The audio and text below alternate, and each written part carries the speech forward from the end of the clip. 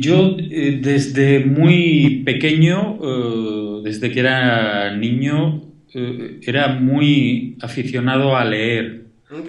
pero, pero no pensaba que podía ser escritor porque eso me parecía que era algo que estaba fuera de mi alcance, que Mm, estaba lejos sí. y que era imposible. Pero con el tiempo, cuando fui creciendo, era una afición que se fue convirtiendo en algo mucho más importante que Mm, una sola afición. Me parecía que era algo que me ayudaba a vivir de un modo más intenso, ujú, a conocer mejor a los demás y a conocerme mejor a mí mismo. sí. Eh, y empecé a escribir, pero muy poco, cuando tenía 22 años, 21, Mm, algún relato, pero todavía no me sentía un escritor mm, verdaderamente. Fue poco después, cuando empecé a escribir lo que fue mi primera novela, se tituló La Noche. mm, En ese proceso de escritura es cuando de verdad entendí lo que era ser escritor y la importancia mm, que podía tener para mi vida. Eh, yo creo que hay muchas personas que a lo largo de su vida no descubren cuál es su verdadera vocación, sí. y otros tenemos la suerte de descubrir lo que es una vocación y poder vivir de aquello, haciendo aquello que te gusta, Sí. aquello que harías sin que te pagaran. Sí. Eso para mí es una suerte.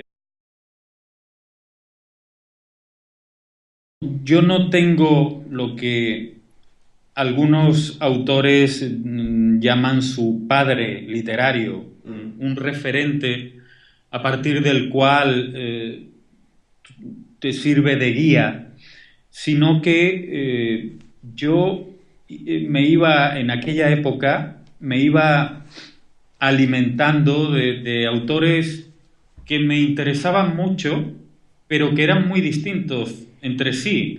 Por ejemplo, me interesó muchísimo, siendo muy joven, Cervantes, oh, ok. pe- pero también recuerdo que cuando leí a Marcel Proust fue una auténtica revelación. Mm, Recuerdo que con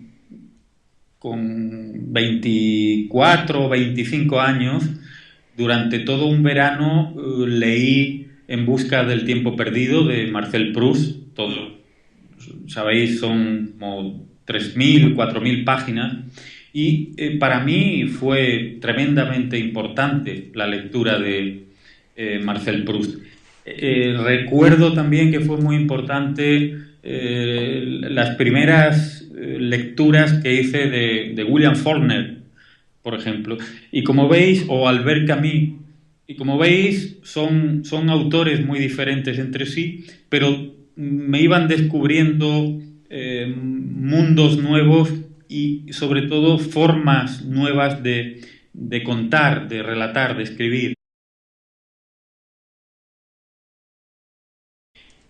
En algunas de ellas sí se puede decir que hay elementos o partes autobiográficas, sí. pero hay una mezcla muy grande de imaginación y Ujú, memoria. ok. Son los dos elementos con los que trabajo siempre. Ujú, Muchas veces hay elementos de mi vida que están muy deformados, sí. del entorno familiar, de la familia, de la gente que conocí, sobre todo cuando era muy joven. Mm, Y otras veces lo que he hecho es algo muy común entre los novelistas, entre los autores, es mezclar, unir dos personas que he conocido en la vida y fundirlas, unirlas en un solo personaje, para crear un personaje de ficción. En ese sentido, me pareció interesante un trabajo que hizo un estudiante en la Universidad de Málaga. Hizo su tesis doctoral sobre la ficción y la realidad en algunas de mis novelas. Y yo le dije, yo lo desanimé, le dije que mejor no lo hiciera porque era un trabajo muy complicado, para volverse loco. Sí. Había en una página, él me decía, ¿este personaje existió de verdad? Y claro, dices, bueno, sí, existió alguien que se llamaba así, pero no era un asesino, era mi amigo. Entonces, esa mezcla está muy unida. Es muy difícil hacer una lectura pensando que tienen que ver directamente con mi vida. Sí. Muchas veces, muchas veces lo que sí hay es algo que tiene que ver con mi propia vida, que es la forma de mirar el mundo, de entender el mundo. Okay. En muchos de los personajes sí es la mía. Lo que ocurre es que están haciendo cosas que yo nunca he hecho, pero sí tienen que ver en cuanto al carácter. Era una época llena de cambios, Sí. de inseguridad, porque muchos de los amigos que yo tenía en aquella época iniciaban un camino nuevo en su vida, dejaban de trabajar, otros teníamos vocaciones diferentes a lo común, a lo normal. Quiero decir que mientras unos compañeros, unos amigos querían estudiar económicas o leyes o lo que fuera, otros, como era un personaje de la novela que era amigo mío de verdad y existe, y se llama Antonio Melibeo, quería ser músico. Otro chico que entonces conocía quería ser actor, que se llama Antonio Banderas, y yo mismo quería ser escritor, pero en la España de aquella época, el que unos chicos de una ciudad apartada como es Málaga, no era Madrid, Sí. quisieran ser escritor, músico, actor, era casi imposible. Entonces, en el camino de los ingleses, que es el camino que conduce hacia esa nueva vida, yo lo que quise fue recuperar la época de aquellos sueños en los que teníamos la ilusión de cambiar el mundo, Sí. de ser diferentes a los demás. Sí. Y se forma casi una tribu, ¿no? De gente que se siente diferente y que tiene que buscar un camino que no es fácil. Sí.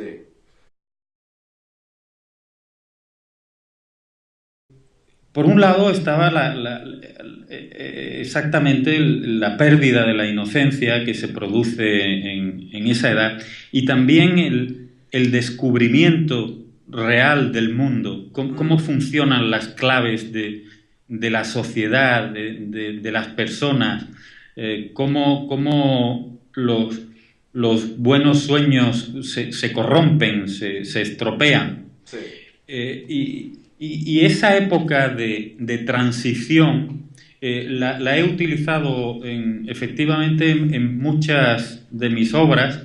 Sí. Unas veces, como decías, en El camino de los ingleses, es la transición de los adolescentes a la juventud, es decir, ya a la madurez.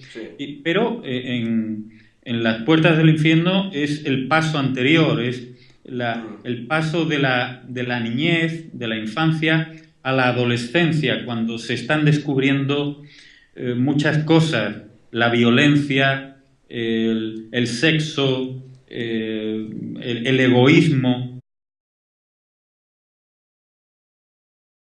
Yo creo que me hice escritor, me aficioné a leer porque había algo que yo no entendía en el mundo, en la vida. Yo lo he contado alguna vez. Yo me sentía, cuando era niño, como alguien al que han subido a un escenario, en un teatro, a representar un papel, un personaje, pero nadie me había dicho cuál era mi papel. Sí. Y todo el mundo en la vida parecía que sabía muy bien lo que tenía que hacer, cuál era su papel, y yo no.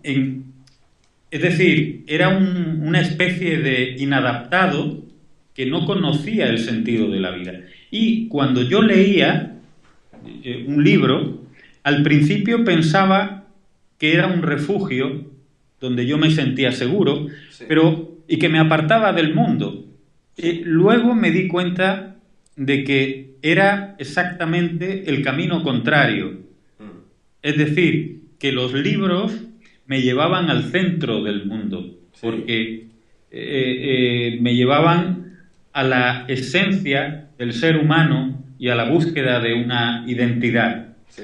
Por tanto, esa falta de armonía que yo sentía en el mundo me llevó a la literatura como algo que me podía explicar el sentido de la vida.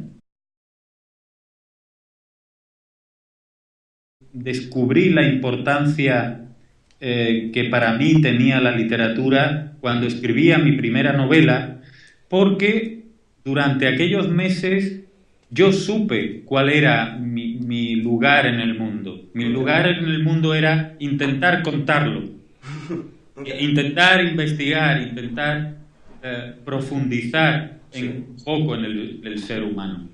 Y eso para mí fue una revelación, fue una especie de epifanía, y no porque pensara que era un buen escritor o que aquella novela podía tener éxito, sino sobre todo porque había descubierto mi lugar en el mundo. Eso me pareció muy importante. Sí. Os cuento una pequeña anécdota. Un día fui a un estanco. Un estanco es una pequeña tienda donde venden sobres, cartas, sellos, sí, para correos. Y pedí 10 sobres para cartas para enviar. Sí. Y era una tienda muy pequeña, un poco pobre. Y la chica que estaba allí, yo noté que se puso muy nerviosa y cogía muchos sobres y le dije, no, solo quiero 10. Y ella me dijo, ¿usted es Antonio Soler? Y le dije, sí. Y me dijo, qué ilusión, estoy muy contenta por tenerlo delante. Y yo le di las gracias y vi que iba metiendo muchos sobres en una bolsa y me dio la bolsa y dije, no, pero yo solo quería 10. Sí. Claro, y allí había 200. Pues, y me dijo, no, sí, y me dijo, no importa, es igual. Le dije, bueno, ¿cuánto es? ¿Cuánto vale? Sí. Y me dijo, no, nada. Y le dije, no, pero yo te tengo que pagar esto. Y me dijo ella, ¿y cómo te pago yo a ti las horas tan importantes en las que me has hecho salir de esta tienda y he estado en otro mundo? ¿Cómo te pago esas horas de felicidad? Y me dejó absolutamente emocionado, porque sí, alguien había recogido el mensaje de la botella.